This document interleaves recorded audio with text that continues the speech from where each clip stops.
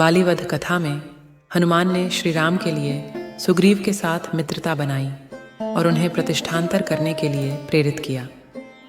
उन्होंने बाली को युद्ध में ध्वज धरने की नीति बताई, जिससे श्री राम ने बाली का वध किया और न्याय स्थापित किया। तो दोस्तों, पूरी कथा सुनने के लिए वीडियो के अंत तक बने रहे। तो चलिए दोस्तों, कथा की ओर बढ़ता हूँ। युद्ध के लिए तैयार सुग्रीव किष्किंधा नगरी पहुंचा और बाली को ललकारने लगा। सुग्रीव को देखकर बाली क्रोध से उसकी ओर झपटा। भयंकर मल्ल युद्ध होने लगा। बाली की मार खाकर सुग्रीव किसी तरह प्राण लेकर भागा। बाली ने कुछ दूर तक पीछा भी किया, परंतु जब वह ऋष्यमूक पर्वत के निकट पहुंच गया तब बाली लौट गया।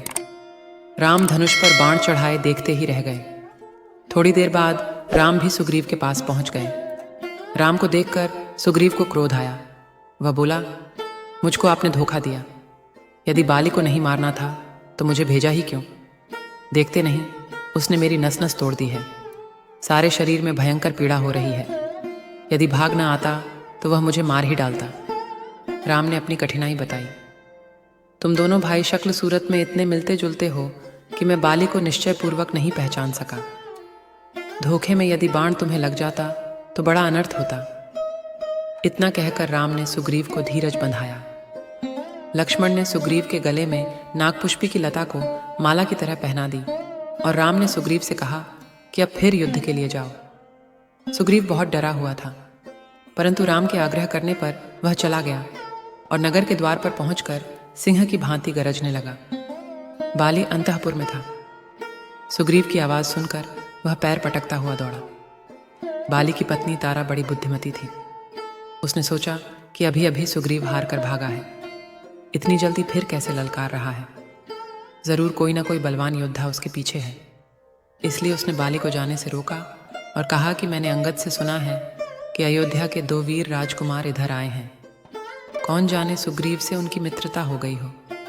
आप इस समय न जाएं। मेरा मन कुछ ऐसा ही हो रहा है। गुप्तचरों से सही बात पता लगा लें। अगर मेरा अनुमान सही हो तो आप भी राम से मिल लें। वे वीर और धर्मात्मा हैं। फिर सुग्रीव भी आपका छोटा भाई ही तो है। उसे युवराज बनाकर अपना लें। बाली ने तारा को डांट दिया और कहा, सुग्रीव भाई नहीं, बैरी है। बैरी की ललकार मैं नहीं सुन सकता। फिर तूने ही कहा है कि राम धर्मात्मा है। वे अकारण मुझे क्यों मारेंगे? इतना वचन मैं तुझे देता हूं कि सुग्रीव को जान से नहीं मारूंगा, बस उसका अहंकार चूर करके छोड़ दूंगा। बाली ने झपट कर सुग्रीव को एक घूंसा मारा। उसके मुंह से रक्त बहने लगा। वह संभल कर फिर युद्ध करने लगा। धीरे धीरे सुग्रीव का बल क्षीण होने लगा। सुग्रीव को व्याकुल देखकर राम ने एक कठोर बाण बाली को लक्ष्य बनाकर छोड़ दिया। बाली का सीना फट गया और वह पृथ्वी पर गिर पड़ा। बाली के गिरते ही सुग्रीव के सभी साथी प्रकट हो गए।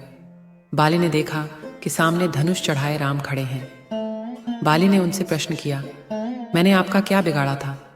न तो मैंने आपका अपमान किया और न ही आपके राज्य पर चढ़ाई ही की। आपने यह अधर्म क्यों किया? मुझे तो आप कपट वेशधारी छलिया लगते हैं। संसार को आप क्या जवाब देंगे? लड़ना ही था तो सामने आकर लड़ते। रही सुग्रीव से मित्रता की बात, यदि मुझसे कहते तो मैं एक ही दिन में रावण और मंदोदरी समेत सीता को लाकर आपको दे देता। बाली पीड़ा से बेचैन था, अधिक न बोल सका। राम को बाली की बातों पर रोष आया। वे बोले, बाली, जिस धर्म की तुम दुहाई देते हो, मेरा काम उसी के अनुसार हुआ है। तुमने अपने छोटे भाई की स्त्री को उसके जीते जी अपने घर में रख लिया है। उसकी पत्नी रुमा तुम्हारे लिए बेटी के समान है। तुम्हें मारकर मैंने धर्म की रक्षा की है और मित्र की सहायता की है। तुम्हारे काम पशुओं जैसे थे। पशु को आड़ में से मारने में कोई दोष नहीं।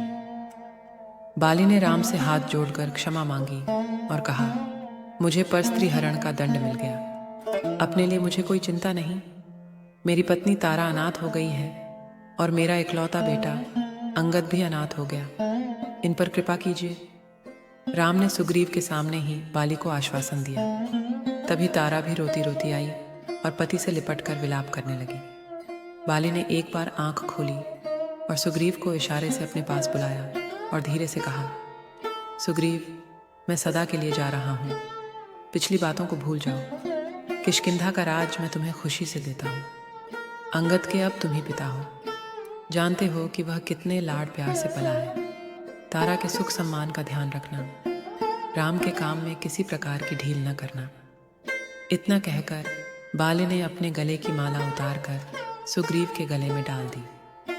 अंगद को बुलाकर उससे कहा, तुम किसी से न अधिक बैर करना, न अधिक प्रेम, क्योंकि दोनों में ही महान दोष होता है। बीच का रास्ता अच्छा होता है। इतना कहते कहते बाली की आंखें बंद हो गईं। भाई के बल पौरुष को याद कर सुग्रीव भी रोने लगा। राम ने तारा, सुग्रीव, अंगद आदि को समझा बुझाकर धीरज बंधाया। सुग्रीव ने विधिपूर्वक बाली की अंत्येष्टि की। सुग्रीव सहित सब वानर राम के पास लौट कर आ गए। राम ने सुग्रीव से कहा, वानरराज, अब नगर में जाकर अपना राज तिलक कराओ और अंगद को अपना युवराज बनाओ। अब वर्षा ऋतु आ गई है। मैं प्रस्रवण पहाड़ पर रहूंगा। वर्षा समाप्त होते ही आ जाओ और सीता की खोज में लग जाओ। सुग्रीव बोला, जैसी आपकी आज्ञा होगी वैसा निश्चय ही करूंगा। मैं प्रतिज्ञा करता हूं कि वर्षा समाप्त होते ही वानर सीता की खोज में निकल जाएंगे। अगले वीडियो में सुनेंगे दोस्तों सीता माता की खोज से जुड़ी कथा। तो चैनल को सब्सक्राइब ज़रूर कर लें ताकि अपडेट का नोटिफिकेशन मिलती रहे।